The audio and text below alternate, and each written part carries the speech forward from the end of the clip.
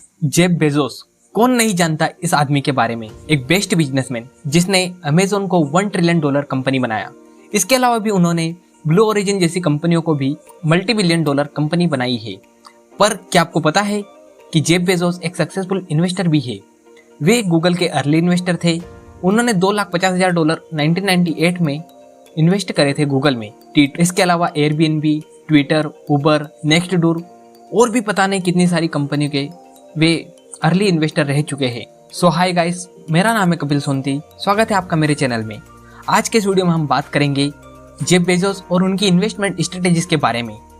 अगर आप investment related content देखना चाहते हो तो आप मेरे चैनल को सब्सक्राइब कर सकते हो, जिसका मेन फोकस है 1 मिलियन लोगों को फाइनेंशियल फ्रीडम अचीव करवाना। तो चलिए जेफ बेजोस के बारे में कुछ फैक्ट्स जान लेते हैं। जेफ बेजोस की एनुअल सैलरी 1998 से 2021 तक सिर्फ $81,000 के आसपास थी। उनकी मेजर वेल्थ अमेजोन के शेयर से ही आई है। और बात करें अगर हम जेफ बेजोस की, तो वे जो ब्रिटिश राजघराना है ना, उससे 38% ज्यादा अमीर है। और अगर उनकी नेटवर्थ की बात करें तो वो जो जीडीपी है ना, आइसलैंड, अफगानिस्तान, कोस्टारिका, इनकी सबकी जीडीपी से भी ज्यादा उनकी नेटवर्थ है। तो चलिए बात करते हैं जेफ बेजोस की कुछ इन्वेस्टमेंट स्ट्रेटेजीज के बारे में। तो पहली स्ट्रेटेजी है फाइंड अपॉर्चुनिटी इन क्राइसिस। देखो यार, यदि आप स्टॉक मार्केट में इन्वेस्टर हो तो आपने एक लाइन जरूर सुनी होगी कि buy low and sell high.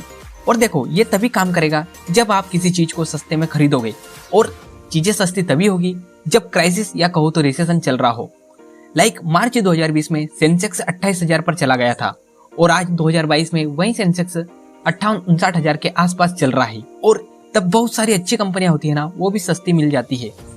और ऐसे में यदि आप इन्वेस्ट करते हो तो आप अच्छा खासा रिटर्न जनरेट कर सकते हो। और ये बात जेफ बेजोस ने अमेजोन में भी करी थी। जब सारी कंपनियां अपने एम्प्लॉयज को निकाल रही थी, तब अमेजोन अपने लिए एम्प्लॉयज हायर कर रही थी। तो आप भी अपॉर्चुनिटीज को ढूंढो जब रिसेशन या कहो तो क्राइसिस चल रहा है। लाइक अभी भी बात करें हम तो इंडिया में अभी जो आईटी सेक्टर है ना, उसमें बहुत ही ज्यादा क्राइसिस चल रहा है। ऐसे में आप अच्छी से अच्छी कंपनी ढूंढ सकते हो, वो भी थोड़ी कम प्राइस में।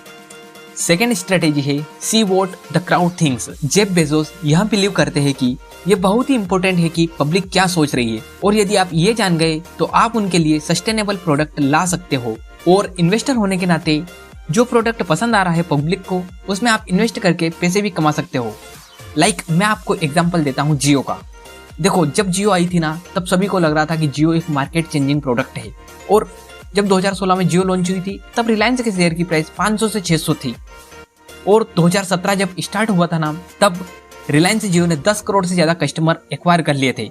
और 2017 में भी रिलायंस के शेयर की प्राइस 500 से 700 रुपए के आसपास थी।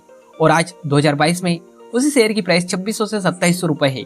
यानी कि आप यहाँ से समझ ही सकते हो कि यदि आप बस पब्लिक पर ही दाव खेल देते और थोड़ी बहुत कंपनी के बारे में रिसर्च कर लेते, तो आप आराम से अभी तक 5 बैगर कंपनी को चूज कर लेते। और मेरे हिसाब से ये बिल्कुल भी बुरा डिसीजन नहीं है कि आप 5 साल में अपने पैसों को 5 गुना कर लो। थर्ड स्ट्रेटेजी है have clarity and focus. Jeff Bezos कहते हैं कि आपकी इन्वेस्टिंग अप्रोच बहुत ही क्लैरिटी और फोकस वाली होनी चाहिए। और ये ही मेन इंग्रेडिएंट है जो आपको एक सक्सेसफुल इन्वेस्टर बनाएंगी। क्लैरिटी और फोकस आपको एक अच्छी रिसर्च और एनालिसिस करने में मदद करेगी। और हाँ, बिना रिसर्च के बस इंस्टा की पोस्ट को देखकर या कहो तो व्हाट्सएप पर किसी से टिप ले ली, टेलीग्राम पर ले ली या फिर यूट्यूब पर, तो भाई बवाल मचा है। अगर आप उनको ही देखकर इन्वेस्ट कर रहे हो तो आप आराम से बर्बाद हो जाओगे। जेफ बेजोस का लक्ष्य अमेजोन के लिए भी यही था कि ज्यादा कस्टमर कम प्रॉफिट मार्जिन, ना कि कम कस्टमर और ज्यादा प्रॉफिट मार्जिन। और इसी की वजह से आज आप सभी उन्हें जानते हो। फोर्थ स्ट्रेटेजी है stick to your investment philosophy. Jeff Bezos ने एक बार कहा था कि सक्सेसफुल इन्वेस्टर बनने के लिए इम्पोर्टेंट यह है कि आपके पास में एक क्लियर फिलोसॉफी हो और आप उस पर डटे रहो। देखो, सब इन्वेस्टर एक दूसरे से अलग है। Like Warren Buffett value investing करते हैं, फिल फिशर ग्रोथ इन्वेस्टिंग करते हैं, Rakesh Jhunjhunwala investing plus trading करते थे। इसलिए यहाँ सबसे जरूरी है कि आप खुद की स्ट्रेंथ समझे कि आपको क्या अच्छे से आता है, इन्वेस्टिंग या कहो तो ट्रेडिंग, और उसके बाद ही डिसीजन ले, ताकि आप उसी स्ट्रेटेजी से सक्सेसफुल हो सके और उसी पर स्टिक रहो। नहीं तो ऐसा नहीं कि वॉरेन बफेट ने वैल्यू इन्वेस्टिंग फॉलो करी है तो मैं वैल्यू इन्वेस्टिंग के साथ में ही जाऊंगा, चाहे आप कॉमन ट्रेडिंग में हो। तो ऐसा नहीं है। यदि आप कॉमन ट्रेडिंग में है तो आप जिम साइमंड्स को अपना मेंटोर मान सकते हो और आप आराम से बड़े बड़े इन्वेस्टर को भी बीट कर सकते हो। पर बात वही है कि जो आपको आता है उसी के साथ में जाइए। और हाँ, इमोशंस बहुत इंपॉर्टेंट रोल अदा करते हैं और मार्केट में जब पैनिक आता है ना तो वहाँ स्नोबॉल की तरह काम करता है। और यदि आपको उस पैनिक से बचना है तो अपनी फिलोसॉफी पर स्टिक रहो। लाइक मनीष पबराय किसी कंपनी को तब तक नहीं बेचते तब तक कि वहाँ लगातार 3 साल तक खराब परफॉर्म ना कर दे। और वॉरेन बफेट भी किसी कंपनी को तभी सिलेक्ट करते हैं जब वहाँ कॉम्पिटिटिव एडवांटेज हो। और इसी प्रकार आपकी भी फिलोसॉफी होनी चाहिए। 5th स्ट्रेटेजी है long term investment. Jeff Bezos भी लॉन्ग टर्म इन्वेस्टिंग में बिलीव करते हैं और जेफ बेजोस ही नहीं, दुनिया के टॉप इन्वेस्टर सब इसी पर बिलीव करते हैं, क्योंकि यदि आप लॉन्ग टर्म तक इन्वेस्टिंग करते हो तो वहां आपको ज्यादा प्रॉफिट और गेन प्रोड्यूस करेगी शॉर्ट टर्म ट्रेडिंग या कहो तो शॉर्ट टर्म इन्वेस्टिंग से। पर लॉन्ग टर्म इन्वेस्टमेंट के पीछे आपकी फिलोसॉफी यह रहनी चाहिए कि आप एक प्रॉपर रिसर्च करो।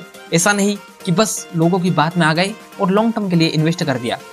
और हाँ, मार्केट कंडीशन अगर खराब चल रही है ना तो गिव अप मत करो और छोटे प्रॉफिट पर स्टॉक को मत बेचो, क्योंकि ये गलती बहुत सारे लोग करते हैं और बाद में बोलते हैं कि साला स्टॉक मार्केट से आप ज्यादा पैसे कमा ही नहीं सकते, इससे अच्छा तो मैं प्रॉपर्टी में इन्वेस्ट कर देता।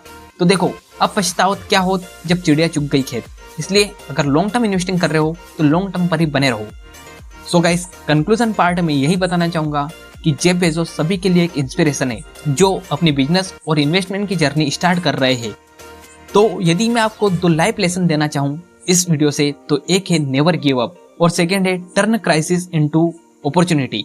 यदि आपको अपॉर्चुनिटी मिल रही है ना तो उसका पूरा का पूरा फायदा उठा लो। सो गाइस, ये वीडियो यहीं पर एंड होता है। अगर आपको वीडियो पसंद आया तो वीडियो को लाइक करना, चैनल को सब्सक्राइब करना और हाँ, आप कमेंट कर सकते हो कि नेक्स्ट वीडियो किस टॉपिक पर बना।